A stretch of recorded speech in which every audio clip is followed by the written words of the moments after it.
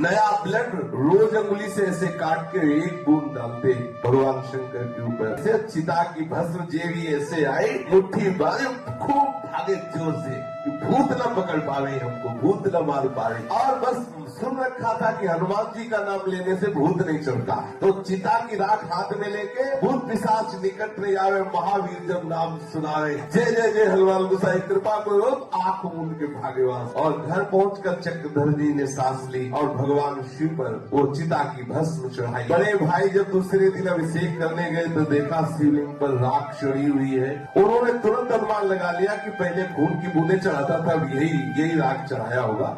उसी समय एक साधु द्वार पर आया।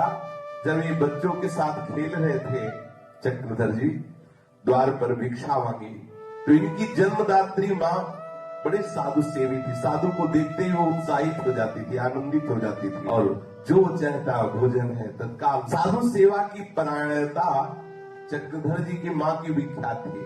बहुत सुंदर भोजन बनाना, बड़े भाव से संतों को पवाना। गांव में यदि कोई साधु संत आते तो इन्हीं के घर भेजे जाते थे।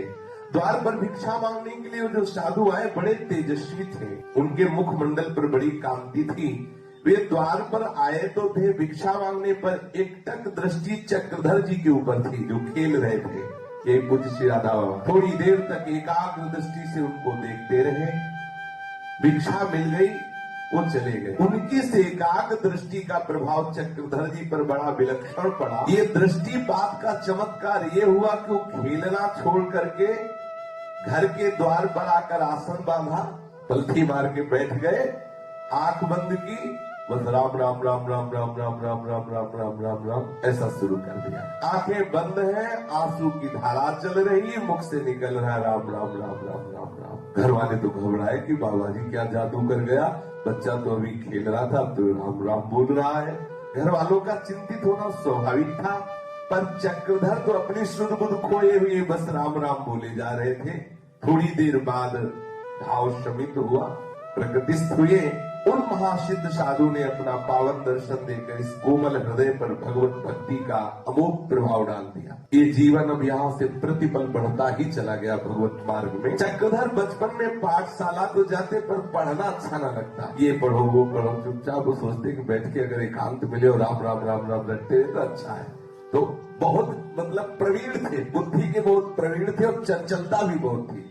संतों में अलग अलग देखा गया, जैसे पूज्यपाद सिउड़िया बाबा जी जन्म से ही गंभीर, जहां माँ छोड़ देती जैसे छोड़ देती वैसे ही मिलते, उठा लिया दूध पिला दिया पढ़ा दिया वैसे ही पढ़े, सोच हो रहे वैसे सोच, वैसे मतलब शुरू से अवधूत, बिल्कुल शांत गंभीर, उड़िया बाबा की जीवनी में। और ये महाराज चंचलता की मूर्ति और बहुत प्रवीण। विचार किया यार पढ़ाई से कैसे बचा जा सकता है, सोचा कि भूत का स्वांग कर लेते हैं कि भूत आता है तो हम कह देंगे कि अब स्कूल नहीं जाएंगे, देखो स्कूल जाने से भूत आता है तो बच जाएंगे पढ़ाई लिखाई से। बस उनको यही बात समझ में आई कि भूत का नाटक करने से बचा जा सकता है। एक बार गांव में किसी व्यक्ति को भूत आया था तो चक्रधर जी ने देखा था कि वो कैसे करता है, ऐसे करना वैसे मानो भूत, तो बस उनको लगा कि ये बहुत बढ़िया बात है। अब जब पाठशाला में प्रतिदिन प्रार्थना होती है, प्रत्येक स्कूल में प्रार्थना होती है, तो चक्रधर जी ने सोचा यही अवसर है सबको अपनी तरफ खींचने का। बस उसी समय उन्होंने शुरू कर दिया बनावटी भूत वाला ऐसे करके। अब बच्चे ही थे और ये हुआ कि देखो कुछ हो गया। अब उनको गोद में उठाया, घर ले गए। अब माँ ने कहा कि क्या हो गया, बोले उनको भूत आ गया, देखो भूत आ गया। अब खूब मतलब बड़े विनोदी स्वभाव के। अब माँ ने कहा कि अरे भाई हमारे लड़के को तो पाठशाला जाने पे भूत आता है, अब हम अपने लड़के को पाठशाला नहीं जाने देंगे। तो चक्रधर जी को लगा कि मेरी युक्ति काम कर गई। पाठशाला में जरूर कोई न कोई भूत है, रास्ते में लगता है मेरा सीधा साधा बच्चा स्कूल जाने पर इसे वो पति से लड़ गई माता की। माताओं में बहुत प्रेम दुलार होता है। और कहा कि और राधा बाबा की खास बात ये थी कि 9 वर्ष तक उन्होंने अपनी माता के दूध को पिया। जब स्कूल जाते तो स्कूल से आके बस्ता पटक देते, पहले माता के स्तरों में लेते, दूध पीते। 9 वर्ष तक माता थप्पड़ भी मारती कि इतना सयाला हो गया, पर शायद इसलिए कि अब हमारे जन्म का आखिरी हिसाब है, अब हमें किसी माँ का दूध नहीं पीना है, तो आखिरी माँ है। इस 9 वर्ष का काफी सियाना बालक होता है, दौड़ के आते ऐसे बस्ता फेंक देते और माँ के स्तनों में अमृत में दुग्ध पान करते। माँ बहुत प्यार करती चक्रधर जी को, कह दिया कि हमारा बच्चा अब स्कूल नहीं जाएगा, वहां भूत लगता है। देखो और बाबा ने पूरा वैसे ही फिर में निकाल के पूरा वैसे कि हाँ भूत आ गया। चक्रधर जी के मन में रामलीला देखने का बड़ा चाव रहता। गांवों में रामलीला होती है। आश्विन मास के शुक्ल पक्ष में विजयादशमी का पर्व आया करता है। इस अवसर पर गांव के बाहर श्री रामलीला हुआ करती थी। बाल आग्रह को देखकर इनके बड़े भाई थे चक्रधर जी के श्री तारादत्त जी, चक्रधर जी को रामलीला दिखाने के लिए ले जाया करते। देखते देखते बालक चक्रधर पर कभी कभी वो ऐसा भाव आता कि सो जाते।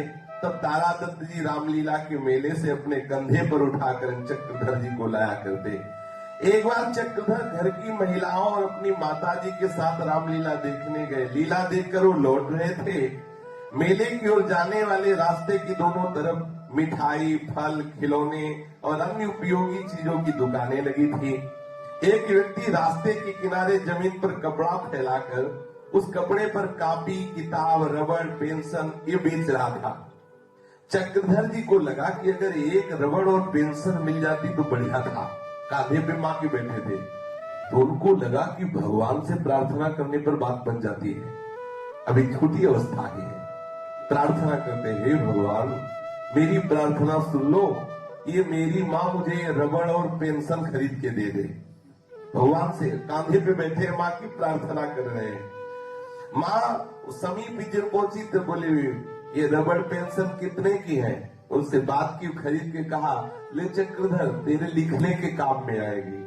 वो तो गंभीर हो गए अंदर से कि मैं अभी प्रार्थना कर रहा था, मेरी प्रार्थना मेरे भगवान ने सुन। बाबा जब संत हो गए तो एक ग्रंथ में लिखा परमार्थ के सरगम में कि मुझे भगवत प्रार्थना का तत्काल फल मिला। बच्चेपन में उसी समय से मुझे विश्वास दृढ़ होता चला गया कि मेरी बात भगवान सुन रहे हैं।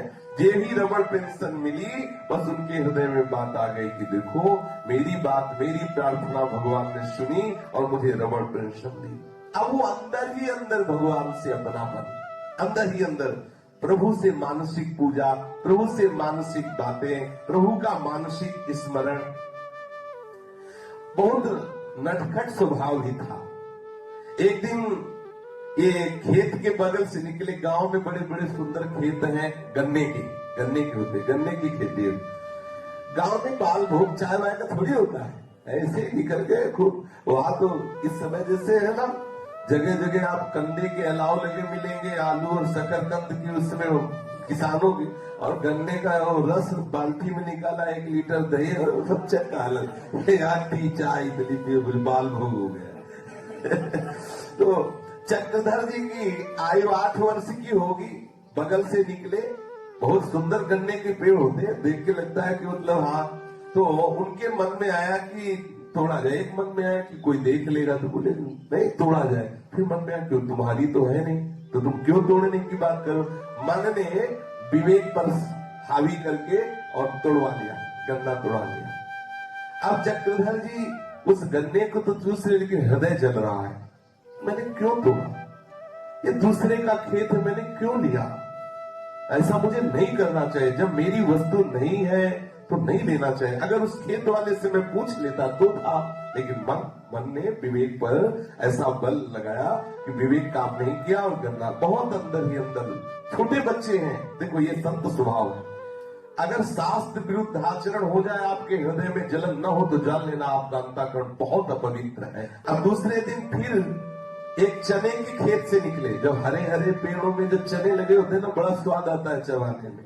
वो गांव में खेत, तो जब देखा चक्रधर जी ने तो मन ने कहा कि हाँ अब चने उखाड़े जाए। फिर पूछा है क्या तुम्हारी चीज है जो उखाड़ी जाए? मन ने जवाब दिया नहीं। फिर अंदर से प्रश्न हुआ जिसकी ये वस्तु है क्या उससे पूछ करके लिया? मन ने कहा नहीं।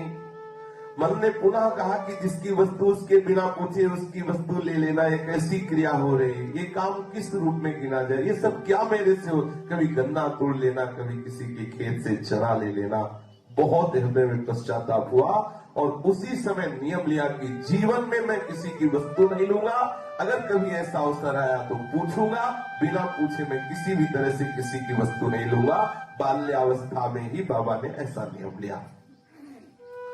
साल 1920 ईस्वी की बात है कि चक्रधर की आयु 7 वर्ष की। पाठशाला पढ़ने जाया करते थे। पाठशाला में एक पीरियड ड्रिल, शारीरिक व्यायाम का हुआ करता था। ड्रिल, हाँ, शारीरिक व्यायाम का हुआ करता था। इस पीरियड में पाठशाला के विद्यार्थी एक पंक्ति में खड़े करवाए जाते थे। पंक्तिबद्ध विद्यार्थियों से मार्च करवाया जाता था। बहुत बड़ी बड़ी आयु के विद्यार्थी पंक्ति में खड़े होते। ऊंचाई की दृष्टि से चक्रधर लगभग सबसे छोटे थे और प्रायः पंक्ति के अंतिम छोर पर उनको खड़ा होना पड़ता था। उस समय धोती, अब पंडित के घर में तो धोती ढीली ढाली रहती। मार्च करते समय धोती छूटती तो बार बार संभालते, बार बार बांधते। ड्रिल मास्टर्स प्रायः कहा करते थे, अरे पंडित ठीक से धोती संभाल ले। तो बाबा बच्चे ही थे, वो ज्यादा समय धोती संभालने में ही लगता। ड्रिल मास्टर साहब के कहने पर वो कुछ तो अपनी धोती संभालते थे और कुछ अपने हाथ से धोती पकड़े पकड़े ड्रिल किया करते थे। एक बार पाठशाला में खेल प्रतियोगिता हुई। ऊंची कूद, लंबी कूद, दौड़, ये आदि लॉन्ग जंप और हाई जंप ऐसा अनेक प्रतियोगिताओं में चक्रधर ने अपना नाम लिखवाया, परंतु प्रत्येक बार हार गए क्योंकि छोटे थे और सब बड़े बड़े विद्यार्थी थे, बड़ी आयु के विद्यार्थी थे, जिनकी शरीर की ऊंचाई और शरीर की शक्ति थी चक्रधर से बहुत अधिक। वो विद्यार्थी में सफल हुए और उन विद्यार्थियों को मेडल मिला, तमगा नीले फीते में पैसे लगा। अब ये छोटे बालक थे, इनके मन में आई कि अगर हमारे भी तमगा लगता तो अच्छा है। तो हमारे शरीर तो है नहीं कि हम उतनी दौड़ भाग कर सके, हम भगवान से प्रार्थना करते हैं। ये देखो संतों के जीवन में शुरू से होता है, हम भगवान से प्रार्थना करते हैं। भगवान चाहे तो क्या नहीं कर सकते? क्या एक तमगा भगवान हमको नहीं दिला सकते? और ऐसे महापुरुष बने कि पूरा विश्व इनके चरणों में झुका। ये तमगा तभी मिल सकता है जब प्रतियोगिता में सफल हो, लेकिन मैं प्रतियोगिता में तो सफल हो नहीं सकता। बाल्यावस्था से ही चक्रधर की भगवान शंकर में बड़ी आस्था थी और गांवों में 10 मंदिर होते हैं। 2-4 घरों के बीच में छोटा शंकर जी का मंदिर, ऐसे गांव में एक कुआं एक मंदिर ऐसे होता है। खास करके जो ब्राह्मण आदि है उनके तो मोहल्ले में होते ही हैं ऐसे। और बाबा के तो घर के सामने ही शिव मंदिर था और निजी घर का शिव मंदिर था। ये भगवान शंकर की प्रार्थना की कि आप आशुतोष है, आप कृपा करें मुझे तमगा मिले। बच्चे ही थे, ऐसी भावना की। भगवान शिव मेरी विनती सुने, मेरी मनोकामना पूर्ण करे। तो विनती करते करते उनके मन में एक आवाज उठी, तुम गीत सुनाओ, तुम गीत सुनाओ। ऐसा चक्रधर को भगवान शिव की मानो प्रेरणा हुई हो। उन्हें ये बात जच गई कि अंदर से भगवान शिव कहे तुम गीत सुनाओ। वो अपनी बड़ी भाभी जी के पास गए और कहने लगे, भाभी भाभी तुम मुझे गीत सिखा दो। भाभी जी ने कहा, गीत तो स्त्रियां गाती हैं, तुझे गीत से क्या मिलेगा, तू गीत सीख कर क्या करेगा। उन्होंने कहा, ये सब बातें तुम मत पूछो, केवल मुझे एक गीत सिखा दो। चक्रधर के आग्रह को देखकर उनकी बड़ी भाभी ने उस स्त्री धर्म शिक्षा पत्रिका में 2 गीत उनको याद करा दिए। भाभी जी स्त्री धर्म शिक्षा नामक पत्रिका मंगवाया करती थी। भाभी जी ने पत्रिका को अंक दे दिया जिसमें 2 गीत थे। उसने इन दोनों गीतों को कंठस्थ कर लिया चक्रधर जी ने। अगले दिन पाठशाला में विद्यार्थियों की सभा होने वाली थी। इसी सभा में प्रतियोगिता में सफल विद्यार्थियों को पारितोषिक मिलने वाला था। चक्रधर ने सोचा कि अब ऊंचाई और दौड़ कूद ये सब हो गया, अब अंदर से भगवान शिव की प्रेरणा हुई कि गीत गाओ। तो इस प्रतियोगिता में गीत गाऊंगा तो उससे मुझे तमगा मिल जाएगा। उस विद्यार्थियों की सभा होगी तो उसमें गीत सुनाऊंगा। वो बहुत पीछे बैठे, उनके मन में गीत सुनाने की भावना बार बार उठ रही थी, पर वो अपनी भावनाओं को व्यक्त करने का साहस नहीं कर पा रहे थे। पाठशाला के प्रधानाचार्य श्री विद्यानंद सिंह जी सभा का संचालन कर रहे थे। वे सेना विभाग से आए हुए व्यक्ति थे। सभा के सामने टेबल पर अंग्रेज सम्राट जॉर्ज पंचम का एक बड़ा चित्र रखा हुआ था। चक्रधर ने खड़े होकर और बड़ा साहस बटोरकर धीरे से कहा कि महाशय, मैं एक गीत सुनाना चाहता हूं, सुना सकता हूं? पीछे से सभा के एकदम आगे बिना किसी के कहे ऐसे अपनी प्रार्थना की कि वो तमगा लेने की बात थी मन में। प्रधानाचार्य और सभा के एकदम सदस्य सब चक्रधर जी की तरफ देखने लगे। प्रधानाचार्य जी और चक्रधर के बीच में काफी दूरी थी। चक्रधर ने जितने धीरे से कहा था उसे देखते हुए उनकी मंद आवाज प्रधानाचार्य तक पहुंचना असंभव था। पर सच्ची बात थी कि भगवान ही उन्हें बल दे। अब बच्चे हैं और अपनी बात रखना चाहते हैं। धरातल में जो भी प्रकृति के होता है वो भागवतिक होता है। धीरे से आवाज बोला, लेकिन पूरी सभा आकर्षित हो गई।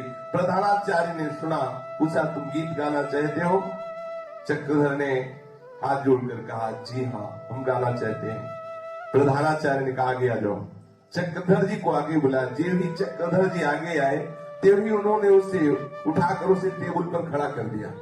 प्रधानाचार्य जी ने चक्रधर जी को, जिस पर सम्राट जॉर्ज का जो पंचम का था उसका चित्र था, वहां चक्रधर एक छोटी कद के विद्यार्थी थे। सभा को अच्छी तरह दिखाई दे इसलिए टेबल पे खड़े कर दिया। खड़ा किया। टेबल पर खड़े चक्रधर जी से कहा कि हाँ सुनाओ। उन्होंने एक अपनी भावी से पद याद किया था, सुध लीजिए प्रभु क्यों बिसारा हमें, सुध लीजिए प्रभु क्यों बिसारा हमें। यही था उस गीत की प्रथम पंक्ति, यही थी जो चक्रधर जी ने गाया। पूरा पद यहाँ नहीं। चक्रधर ने ऐसे भाव से गाया, ऐसे डूब के गाया, मानो लग रहा था कि चक्रधर नहीं गा रहे, शायद है कि चक्रधर ही गा रहे हैं। पूरा वातावरण आनंद से मगन हो रहा है। छोटा सा बालक, सुध लीजिए प्रभु क्यों बिसारा हमें, ऐसे गान कर रहे। चक्रधर के कंठ से मानो भगवान गा रहे हो। सारा वातावरण आनंदित और सब चक्रधर से आकर्षित हो रहे हैं। सारे विद्यार्थी, सारे अध्यापक, सबके हृदय में चक्रधर के प्रति एक विशेष आकर्षण। गीत सुनकर प्रधानाचार्य की आंखों में आंसू भर आए, क्योंकि गीत ही ऐसे था, सुध लीजिए प्रभु क्यों बिसारा हमें। गीत के समाप्त होने पर खड़े हो गए और चक्रधर जी को हृदय से लगाया और घोषणा कर दी कि पारितोषिक वितरण का कार्यक्रम आरंभ होने के पहले ही मैं सबसे पहला पुरस्कार, जो ऊंचाई कूदाई सबका सबसे पहला पुरस्कार मैं इस बालक को प्रदान करता हूं। प्रधानाचार्य जी ने ये देखो भगवान की प्रार्थना की थी कि मेरे भी तमगा लगे, तो भगवान ने ऐसा घोषणा कर दिया। एक बड़ा सुंदर तमगा जो नीले फीते पे बंधा और स्वर्ण का पानी फिरा हुआ, वो कमीज में लटकते हुए ऐसे ऐसे लगा दिया। देखा चक्रधर जी बहुत प्रसन्न हुए। उनके हृदय में और शिव भक्ति बढ़ी। भगवान शंकर की कृपा से मैंने पहला अनुभव पेंशन और रबर, दूसरा अनुभव इस तमगा का। चक्रधर जी के हृदय में बहुत ही कृतज्ञता प्रकट हो रही भगवान के प्रति। बार बार विनती करे कि प्रभु आप मुझे इतना प्यार करते हैं, हमारे इतने मनोरथ पूर्ण करते हैं। प्रधानाचार्य ने पूछा क्या और भी कोई गीत आता है? चक्रधर ने कहा हाँ एक और आता है। फिर उन्होंने दूसरा गीत सुनाया जो भाभी से याद किया था। सभा के बाद सहपाठियों से चक्रधर को बहुत सराहना मिली। प्रत्येक विद्यार्थी पर सराहना करता, इतना सुंदर गान कर लेते हो, हम लोगों को तो पता ही नहीं था। घर आकर चक्रधर ने और तमगा अपनी मां को दिखाया।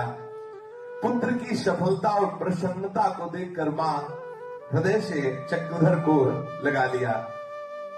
एक प्रसंग छात्रवृत्ति को लेकर है। सरकार की ओर से श्रेष्ठ विद्यार्थी को छात्रवृत्ति मिलने वाली थी।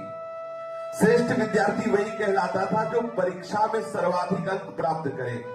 चक्रधर छात्रवृत्ति पाना चाहते थे, पर उनके लिए समस्या थी कि गणित में वो किसी प्रकार से भी पास नहीं हो सकते थे। गणित ज्यादा काम नहीं करती थी, गणित पर अत्यधिक कमजोर थे। उनको तो एक ही उपाय था, भगवान शंकर। तुरंत उन्होंने भगवान शंकर से अर्जी लगाई कि इस बार गणित में हमें पास कर दो। गणित में प्रार्थना करते ही मन में बात आई कि अपने भाई से गणित के 10-12 प्रश्न पूछ लो, उन्हीं में से कोई एक ऐसा प्रश्न होगा जो तुम्हें वहां पूछा जाएगा तुम उसमें पास हो जाओगे। ऐसी अंदर प्रेरणा हुई। बस वो अपने बड़े भाई से बोले कि देखो तुम 9-10 प्रश्न जो है वो हमें सिखा दो। उनका गणित के 9-10 प्रकार के सवाल, 9-10 के प्रश्न पत्रों को हाथ में लेकर 9-10 साल के जितने थे, 9-10 साल के, सब में से बार बार सुंदर सुंदर प्रश्न निकाल के बड़े भाई ने उनको समझाया कि देखो ये गणित का सवाल ऐसे लगता है, ऐसे हल होता है। अब क्या, जो जो प्रश्न वो बताते जा रहे थे, जिनका उत्तर बताते बड़ी एकाग्रता से चक्रधर जी ज्यों का त्यों सब अपने हृदय में बैठाते जा रहे थे। उनके हर्ष की सीमा नहीं, उसने सारे प्रश्न हल कर दिए। परीक्षा में चक्रधर पूर्ण सफल रहे, सरकार की ओर से उन्हें छात्रवृत्ति मिली। इस घटना से उन्हें भगवान शिव में और भक्ति पुष्ट हुई। तीसरी उनकी मांग, पहली थी कि रबड़ पेंशन मिल जाए, तो मां के कहा नहीं, लेकिन मां के हृदय में बैठकर भगवान ने दिलाया। दूसरी बात इनको है कि तमगा लग जाए, तो वो विधान बन गया। तीसरी बात, मैं गणित में पास हो जाऊं, मुझे छात्रवृत्ति मिले, वो भी बात बन गई। पाठशाला में पहले ABC के नाम से हुआ करती थी। कक्षा C में उत्तीर्ण होकर कक्षा B में जाना होता था, और कक्षा B से कक्षा A में। गणित छोड़कर अन्य सभी विषयों में चक्रधर बड़े अच्छे थे। सभी विषयों में वो बड़े अच्छे अंक लाते थे। बस गणित में अत्यधिक कमजोर होने के कारण अनुत्तीर्ण रहते थे। भले गणित में अनुत्तीर्ण होते, पर अन्य विषयों में अच्छे अंकों से उत्तीर्ण होने के कारण पाठशाला के प्रधानाध्यापक चक्रधर जी को प्रोन्नति देकर अगली कक्षा में चढ़ा देते। अब पाठशाला के अंतिम कक्षा में उत्तीर्ण होने के लिए सभी विषयों में कम से कम 33% अंक लाना आवश्यक था। चक्रधर को लगा कि मैं अब अवश्य ही अनुत्तीर्ण फेल हो जाऊंगा। फिर उन्होंने भगवान शिव से प्रार्थना प्रारंभ की कि गणित में मेरे कम से कम 33% अंक आ जाए। आप ध्यान देकर इसमें चिंतन कीजिए कि बाल्यावस्था से हर बात बनाने के लिए केवल प्रभु का आश्रय है। यह है महापुरुषों की जीवनी। भगवान शिव से प्रार्थना की कि मुझे पास होने के लिए कम से कम 33% अंक अवश्य आ जाए। ऐसा होता है, जो स्कूल में एक मास्टर थे, उनमें जरा सी गलती हो जाए तो बहुत मारते थे, बांस की छड़ी होती थी। तो जिस दिन होता कि आज वो मास्टर सुनेंगे, तो उस दिन होता था कि हनुमान जी तुम्हें 5 रुपया का प्रसाद पिटाई। अगर पिटाई से बच जाते थे तो बस पक्का विश्वास हो जाता था कि हनुमान, ऐसा बच्चापन में होता है कि ऐसा वो अपने ठाकुर बना लिए जाते हैं। तो प्रार्थना की कि 33% अंक अवश्य आ जाए। भगवान शिव की कृपा से उनकी बात बन गई। परीक्षा में गणित के अंदर 33% अंक मिले। चक्रधर जी उत्तीर्ण हुए। इससे भगवान शिव पर और विश्वास बढ़ा। सबसे ज्यादा भगवान शिव के प्रति समर्पण का भाव तब बढ़ा। सन 1924 की बात है। गांव में कथावाचक आए हुए थे। कथा के प्रवाह में वो कह रहे थे, सादर शिव कहूं शीस चढ़ाए, एक एक के कोटि न पाए। जो रावण भगवान शिव की आराधना में अपनी गर्दन काट के रखता था, बड़ा विचित्र सेवक था भगवान शिव का। गर्दन काट के भगवान शिव के लिए रखता था। ये बड़े भाव से सुन रहे थे चक्रधर जी कि शिव को प्रसन्न करने के लिए रावण ने अपनी गर्दन काट काट करके भगवान शंकर को चढ़ाया। शिव उपासना की बात सुनकर जम गई कि भगवान को प्रसन्न करने के लिए बहुत सुंदर उपाय है, कितनी विचित्र मति है। शिव अर्चना की बड़ी प्रेरणा मिली और उन्होंने विचार किया कि रावण तो अपनी गर्दन काटकर भगवान शिव के ऊपर चढ़ा दिया, पर मेरे में तो इतनी सामर्थ्य नहीं कि मैं गर्दन काट के चढ़ा पाऊं। अगर काटूं भी तो चढ़ा नहीं पाऊंगा, क्योंकि गर्दन काट के अपनी चढ़ाना कोई वो आम थोड़ी तोड़ के चढ़ाना है। चाकू रखते ही बेहोश हो जाओगे। वो तो रावण भगवत पार्षद है, कोई साधारण थोड़ी है। जय विजय ही तो है। यहाँ अगर कहा भी जाए कि गर्दन काट के सिर में चढ़ा दी जाए तो चढ़ाने वाला दूसरा ही हो तो भले चढ़ जाए, तो यहाँ चाकू रखते ही काम हो जाएगा, अपने आप लुढ़क जाओगे। बोले तो ये बात बनेगी नहीं। चक्रधर अर्थात राधा बाबा ने विचार किया कि मस्तक चढ़ाने वाली बात तो हम कर नहीं सकते, लेकिन खून तो चढ़ा सकते हैं। भगवान शंकर में खून तो चढ़ा सकते हैं। खून चढ़ाने वाली बात उनको जम गई। सोचने लगे कि प्रतिदिन एक बूंद खून रोज शंकर भगवान को चढ़ाऊंगा। घर के ही आंगन में एक शिवलिंग प्रतिष्ठित था। इस शिवलिंग पर रक्तबिंदु चढ़ाने के लिए चक्रधर अपने गांव के एक राजा साहब थे, उनके घर में गए और उनके यहाँ मांगा कि हमें वो पेंसिल बनानी, पेंसिल होती था ना, उसको ऐसे छीलने के लिए ब्लेड की जरूरत होती, एक ब्लेड दे दो। ऐसे तो ब्लेड कोई देता, बहुत प्रवीण बुद्धि के थे। वहां से ब्लेड मांग के लाए और रोज अपनी अंगुली को ऐसे चीरते और भगवान शंकर के ऊपर, देखो ये देखो समर्पण का भाव है। भगवान शंकर को खून खच्चर फिर चाहिए, वो तो एक चुल्लू जल में प्रसन्न, ऐसा भी देवता भी कोई नहीं त्रिभुवन में, कोई भी जो ना पाता हो वो शंकर जी को चढ़ा दो, उतने प्रसन्न हो गए। धतूर का फल कोई पाता है? आज तक कोई देवता नहीं हुआ जो धतूर का फल खाए। अगौड़ा का फूल किसी में चढ़ता? किसी में। आख का फूल, धतूर का फल, ऐसे ही वहां चिता की राख, बड़े विचित्र देवता है। नया ब्लड रोज अंगुली से ऐसे काट के एक बूंद डालते भगवान शंकर के ऊपर। दूसरे दिन नियम के अनुसार चक्रधर के बड़े भाई रोज भगवान शिव को, वो घर के ही ठाकुर थे, घर में ही मंदिर था, तो देखा कि खून का धब्बा लगा हुआ है। फिर खूब रगड़ करके धोया, सोचा कैसे खून आ गया। रक्त बिंदु का निश्चय होते ही उनके मन में बड़ी खिन्नता आई कि खून कैसे आ गया और हमारे घर का मंदिर है, यहाँ मतलब कैसा। उनका मन अनेक प्रकार के अशुभ भावों से भर गया। इस रक्त बिंदु को वे अशुभ का सूचक मानने लगे। एक तो ब्राह्मण परिवार, दूसरी वैष्णव निष्ठा, तीसरी पुरोहिती वृत्ति अर्थात पूरे शास्त्र संयम से चलने वाला परिवार, परम सात्विक, फिर ये असात्विकता के घर में शंकर जी के ऊपर खून की बूंदें, बड़ा भय वाला। ये किसकी कल्पना हो सकती है? कौन ऐसा है जो भगवान शिव के मस्तक पर ही खून चढ़ा रहा है? बड़े भाई ने उस लाल खून के धब्बे को अच्छे से धोया, भगवान शिव से प्रार्थना की कि पता नहीं क्या गलती हो रही है, ऐसा क्यों हो रहा है। अगले दिन फिर चक्रधर जी ने चुपचाप भगवान शिव के मस्तक पर अंगुली काटकर ऐसे खून चढ़ाया। अब तो शिव भक्त रावण के को आदर्श मानकर इनकी उपासना शुरू थी। अब अपने निश्चयानुसार कार्य करो, बड़े प्रसन्न होते कि हमको भी भगवान शंकर मिलेंगे और प्रसन्न होंगे, क्योंकि रावण ने गर्दन चढ़ाई थी तो भगवान प्रसन्न हुए थे। अगले दिन फिर उनके बड़े भाई गए तो देखा फिर कई बूंदें खून की पड़ी हुई। बहुत हृदय में उनको दुख हुआ। अब उनका हृदय में लगता कि आखिरकार हो क्या रहा है, ये कैसे, कौन सी घटना घट रही है। बड़े भाई बड़े दुखित मन से उस रक्त बिंदु को पुनः स्वच्छ किया, भगवान शिव से फिर क्षमा याचना की। तीसरे दिन भी यही बात। अब बड़े भाई को इतना दुख हुआ कि वो झुलाए, शुद्ध वाणी में घर के लोगों के सामने खिन्नता प्रकट करते हुए कहने लगे कि कोई बड़ा अनिष्ट होने वाला है।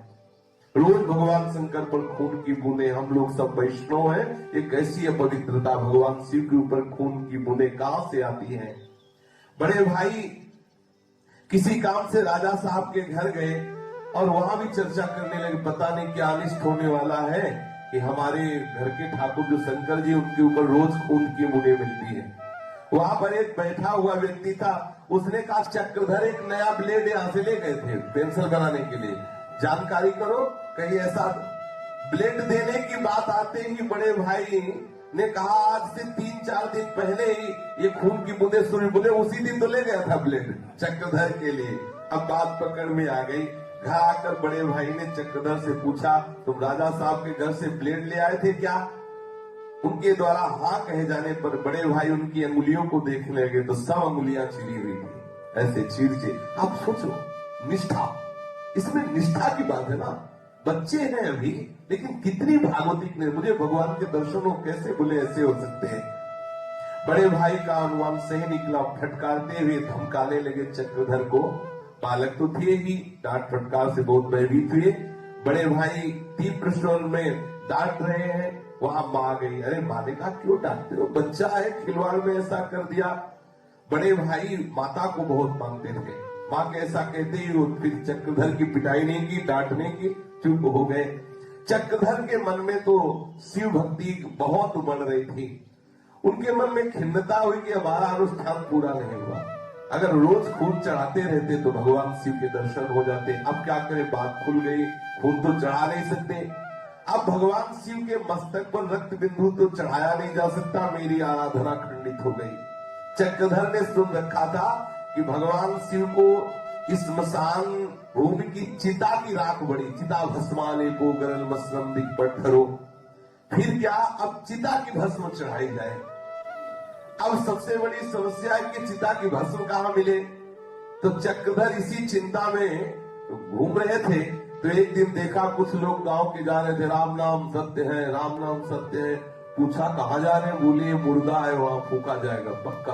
पीछे चुपचाप जा रहे हैं कि जहां फूका जाएगा वहां चिता तो उसकी राख तो मिलेगी, बस चिता की राख शिव जी को अर्पित करके उनको प्रसन्न कर लूंगा। पीछे पीछे चुपचाप चक्रधर जी गए और जहां शव जलाया जाता है वहां का स्थान देखे, यहाँ शव जलाया जाता है, और भागते हुए घर आ गए, जिससे कोई ये न जान पाए कि ये कहाँ गए थे। अब सोचो, महापुरुष की जीवनी में देखो, एक बालक है, चेष्टा क्या है, और यहाँ छोटे छोटे बालकों की चेष्टा होती, खेलना कूदना। आने में बड़ी शीघ्रता की, फिर भी देरी हो गई। माँ ने डांटते हुए पूछा, देरी कर, वो तुरंत उस बात को घुमाते हुए माँ को फुसला करके दूसरी बात में, वो बातें ही नहीं। ऐसा दूसरे दिन अकेले बड़े प्रसन्न मन से उस स्थान की ओर जा रहे, आज चिता की राख लाएंगे और भगवान शिव पर चढ़ाएंगे। जहां उस शव का दाह हुआ था, चक्रधर का मन बहुत अधिक डरा हुआ था। वो यही सोच रहे थे कि हमने सुना है कि स्मशान भूमि में भूत भी रहते हैं, ऐसा ना हो कि हम जीव ही चिता की राख ले, भूत हम पे सवार हो जाए। अब बच्चे ही तो है, भूत कहीं ऐसा ना हो कि मेरा पीछा कर ले। अब भगवान शिव को रिझाना है तो चिता की राख लेनी ही है, दोनों बातें रखनी है कि चिता की राख भी लेनी है, इस स्मशान में भूत रहता है और भूत हमारे ऊपर चढ़े ना। मैं तो भगवान शिव की उपासना के लिए चिता भस्म लाने जा रहा हूं, तो क्या भगवान शिव मेरी रक्षा नहीं करेंगे भूत से, ऐसा मन में बात आई। भूत के भय से मन बड़ा आतंकित था, पर शिव उपासना करने के लिए प्रबल भावना थी कि चिता की राख चढ़ानी ही चढ़ानी है भगवान शंकर पर। डरते डरते चक्रधर जी चिता की भस्म लेने के लिए स्मशान पहुंचे। पहले ही देख गए थे कि वहां चिता जलाई गई है, और राख की तरफ हाथ बढ़ा रहे हो, आसपास देखते जा रहे, भूत तो नहीं ऊपर आ रहा हमारे बच्चे। ये प्रतिक्षण बड़ी भयावनी चिंता है कि इधर हम राख में हाथ लगाए, उधर भूत आके हमारे ऊपर बैठ जाए तो ये ठीक नहीं होगा। फिर तो जीवन से हाथ भी धोना पड़ेगा, तो शंकर जी मिलके फिर क्या होगा। अगर भूत आ गया, मुझे मार गया, तो फिर तो बात बनेगी नहीं। अब मुट्ठी में चिता की भस्म धीरे से ऐसे देखते जा रहे हैं, ऐसे चिता की भस्म जेवी ऐसे आई, मुट्ठी बारे खूब भागे जोर से, भूत न पकड़ पावे हमको, भूत न मार पावे। और बस सुन रखा था कि हनुमान जी का नाम लेने से भूत नहीं चढ़ता, तो चिता की राख हाथ में लेके और बस भूत पिशाच निकट नहीं आवे, महावीर जब नाम सुनावे, जय जय जय हनुमान गुसाई कृपा करो गुरुदेव की लाई, जय जय जय हनुमान गुसाई कृपा करो, आंख मूंद के भागे वहां से, निरंतर जय हनुमान जय हनुमान जय हनुमान करते भाग। क्योंकि बच्चापन में होता है ना कि जो बात दिमाग में बैठ गई वो बैठ गई। अब ये तो पक्की बात है, बच्चापन में सिखाया जाता है जो पवित्र घरों के होते हैं कि जहां तुम्हें भय लगे हनुमान जी बोलना, भय नहीं लगेगा। ऐसा हम लोगों को भी सिखाया गया। कोई भी हो, हनुमान चालीसा तो हमें लगता है प्रायः सबको याद होगी, क्योंकि ऐसा होता है कुछ न पाठ करता तो हनुमान चालीसा तो बोलेगा ही बोलेगा। ऐसा तो पूज्य राधा बाबा बस जय हनुमान जय हनुमान जय हनुमान, और भूत पिशाच निकट नहीं आवे, महावीर जब नाम सुनावे, और जय हनुमान जय जय हनुमान ऐसे चिल्लाते हुए भागे, और हाथ में चिता की भस्म है, भरपूर शक्ति लगा के भाग रहे। भागते समय चक्रधर जी पीछे की ओर अब दोबारा नहीं देखा कि अगर कहीं भूत पीछा कर रहा होगा तो अब तो भाग ही नहीं पाएंगे, और अगर भूत पीछा कर रहा होगा तो घबरा जाएंगे, इसलिए हमें देखने नहीं भागना है। बस भागते भागते वो अपने गांव पर आए, तब उनकी जान में जान आई, और घर पहुंचकर चक्रधर जी ने सांस ली और भगवान शिव पर वो चिता की भस्म चढ़ाई। बड़े भाई जब दूसरे दिन अभिषेक करने गए तो देखा शिवलिंग पर राख चढ़ी हुई है, और बड़ी अजीब, चिता की राख एकदम श्वेत होती है। उन्होंने तुरंत अनुमान लगा लिया कि पहले खून की बूंदें चढ़ाता था, यही राख चढ़ाया होगा। चक्रधर जी से पूछताछ की और डांटा कि तुमने भगवान शिव पर राख चढ़ाई, तो चक्रधर जी रोने लगे, कुछ बोले नहीं, क्योंकि पता था हाँ बोलेंगे तो फिर पिटेंगे, तो इसलिए रोना ही एक उपाय होता है जिससे बचा जा सके। ऐसा भगवान श्री कृष्ण भी करते थे। जब मैया पूछती तुमने ऐसा किया, और जहां छड़ी उठाई तो जहां रोना शुरू तो छड़ी फेंक दिया, हृदय से लगा लिया। रोना एक बहुत बढ़िया उपाय है, सब जगह से, संसार से भी बचने के लिए एक रोना उपाय है। कबीरा हंसना दूर कर रोने से कर प्रीति, बिन रोए किन पाया प्रेम प्यारा मीत। बहुत बढ़िया रोना है। अगर प्रभु के लिए रोए तो वो भी ऐसा ही करते हैं, वो सब दंड देना छोड़ देते हैं, हृदय से लगा लेते हैं। अब रोते रोते उन्होंने चिल्लाकर माँ से कहा, माँ घर में जो गड़बड़ी होती है सब मैं ही करता हूँ क्या? देखो भैया डांट रहा है हमें, ऐसा इतना कहकर वो और भी जोर जोर से रोने लगे। रोना सुनकर माँ भागती हुई आई और चक्रधर जी का पक्ष लेकर बड़े भाई से कहने लगी, तुमको चैन नहीं होती, जो गलती होती सब हमारा ये चक्रधर ही करता, बस इसी को डांट, इसी को चक्रधर जी माँ की गोद में। ऐसे ही ठाकुर जी करते हैं। यदि आप ठाकुर जी से प्यार करो तो करो सदा तिनके रखवारी, जिन बालक राखे महतारी। माँ के कारण एक बार फिर चक्रधर जी का बचाव हो गया। चक्रधर के द्वारा की गई शिव उपासना पारिवारिक परंपरा के अनुसार विधि विहित तो नहीं थी, परंतु इतना सत्य है कि भगवान शिव ने इनकी पूर्ण श्रद्धा को विकसित कर दिया। अब इनके हृदय में निरंतर भगवत स्मरण चलने लगा। भगवान शिव की अर्चना के प्रताप से इनके हृदय में विशेष विवेक, विशेष बल, बुद्धि के अधिष्ठात्र देवता भगवान शिव है। अगर भगवान शिव कृपा ना करें तो बुद्धि का विकास न, उन्हीं की कृपा से बुद्धि का विकास होता है। जो भी जितना भी बड़ा ज्ञानी हुआ है उसके ऊपर भगवान शंकर की कृपा रही, क्योंकि भगवान शंकर ज्ञान के समुद्र है और अथाह ज्ञान के गुरु भी है। वंदे बुद्धमयम् नित्यम गुरुम शंकर रूपिणम। बिना भगवान शिव की कृपा के अहम का नाश नहीं होता, बिना अहम नाश हुए भगवान के चरणों में दैन्य भाव की भक्ति नहीं होती। इसलिए और एक गुप्त मत सवई कहो कर जोर, शंकर भजन बिना नर भगति न पावे मोर। शिव द्रोही मम दास कहावा, सो नर मुझ सपनों में भावा। परिस्थिति शांत हुई। अवसर पाकर बड़े भाई ने चक्रधर को फिर प्यार पूर्वक समझाया कि देखो अपने लोग वैष्णव हैं, भगवान शिव को ये सब नहीं चाहिए। वो तो इतने करुणामय, प्रणाम मात्र से रिझ जाते हैं, एक चुल्लू जल से रिझ जाते हैं, एक पुष्प से रिझ जाते हैं। तुम स्तुति करो, वंदना करो, प्रणाम करो, जल चढ़ाओ, ये क्या तुम्हारे मन में आ गया? खून चढ़ाते हो, चिता की भस्म चढ़ाते हो। वैष्णव जन है, सात्विक भावना से भगवान शिव की उपासना करो। ऐसा चक्रधर जी को शिक्षा दी। प्यार से दी हुई शिक्षा का प्रभाव पड़ा। जीवन भर उन्होंने अपने इस भाई को याद रखा कि कभी मुझे सात्विकता से विलंब कोई पूजा पद्धति स्वीकार नहीं करनी। गांव के जो सनातन धर्मी जन होते हैं उनमें सत्यनारायण कथा की प्रथा है ही। तो माँ बहुत प्यार करती थी बाबा से, इसलिए बाबा को एक दिन व्रत रखवाती थी। वैसे तो सत्यनारायण की कथा स्वयं सुनती है और व्रत रखती। कभी कभी बाबा को कहती आज पूर्णिमा है, तुझे व्रत रखना है, तुझे ही कथा सुननी है। तो पूरे बाबा बड़े उत्साहित रहते व्रत रखने में। पूर्णिमा का व्रत रहते, पूरे परिवार में खूब उत्साहित होकर के सत्यनारायण भगवान की कथा की जाती। चक्रधर पूर्णिमा को व्रत रखते, सारे दिन उपवास करते। यदि बिना जल पिए काम चल जाता तो ऐसे रह लेते। अगर कहीं विकलता होती तो एक बार मीठा जल अर्थात शरबत पी लेते, बच्चापन में ही।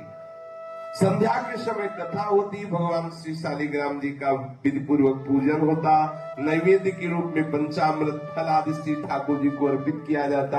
और उनके आराध्य देव थे सीताराम जी, इसलिए भगवान सीताराम जी की आरती होती। उपवास करने के कारण चक्रधर को अर्चना पूजा सब आगे बैठ के करनी होती। उस समय श्री शालिग्राम शिला चक्रधर के लिए शिला नहीं, वो भाव से देखते तो उसमें साक्षात प्रभु दिखाई देते। बाल्यावस्था से ही ऐसी उनको अनुभूति होती। आरती करते समय उनके दिव्य भावों से आपूरित उनका मुखारबिंद दिखाई देता। पूजा के बाद चक्रधर के उपवास का विसर्जन होता।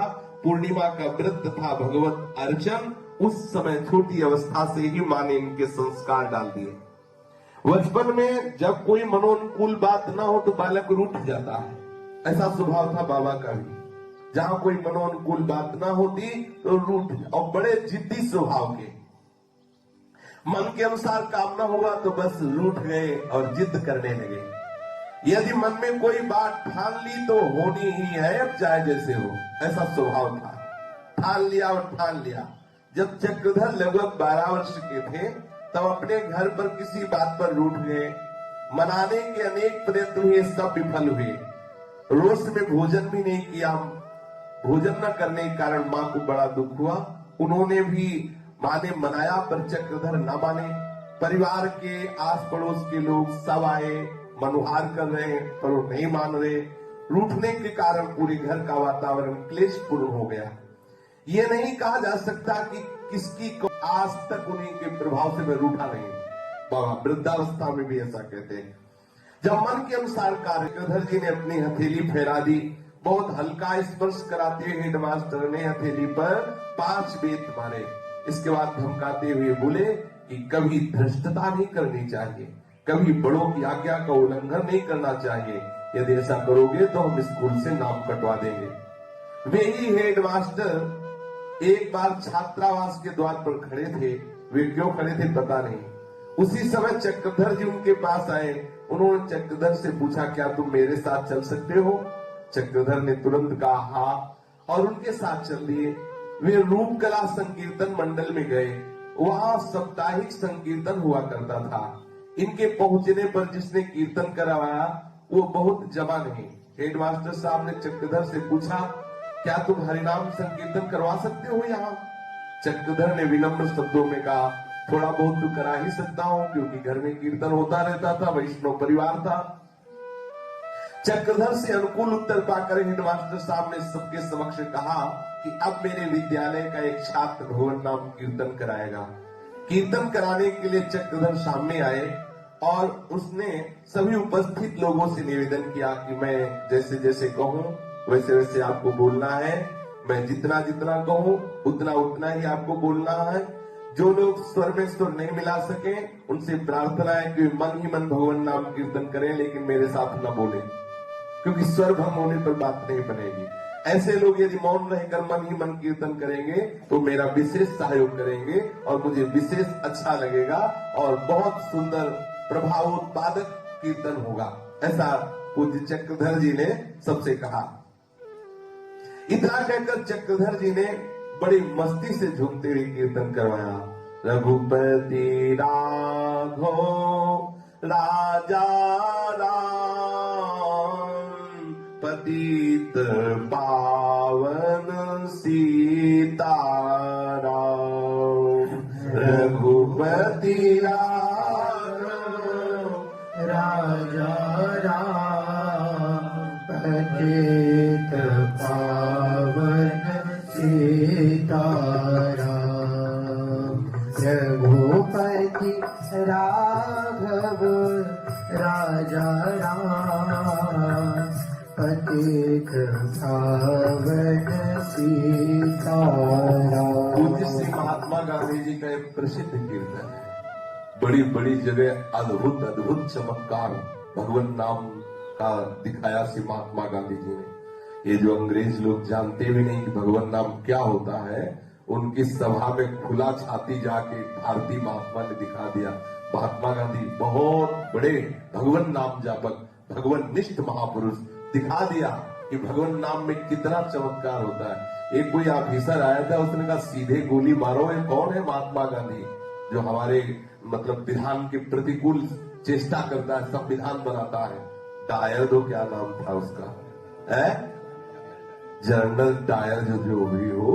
तो महात्मा गांधी जी ने जब ये बात सुना तो सुबह वो गए उसके ऑफिस में, एक हाथ में गीता, ऐसे वस्त्र डाले हुए, जो उसने सामने से देखा कि बिल्कुल वैसी आकृति जैसे सुन रखा, निर्भय होकर महात्मा गांधी गए और कहा, सुना है कि तुम ऐसा निर्णय करते हो कि महात्मा गांधी को गोली मार दिया जाए, तो हम सोचते हैं आपको प्रयास क्यों करना पड़े, हम आपके ऑफिस में आए हैं, आप हमें गोली मार दीजिए।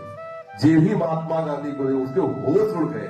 गोली मारने की तो बात जाने तो जैसे यंत्र खड़ा रहे, उसकी सामर्थ्य नहीं थी कुछ बोल सके। महात्मा गांधी ही बोलकर वापस चले, कोई कुछ नहीं, कुछ नहीं। ये भगवान नाम की अपार सामर्थ्य। चक्रधर बाबा ने बड़ा सुंदर कीर्तन 25 मिनट तक ये करवाया। सुंदर भाव में डूबे हुए सभा बंध गया।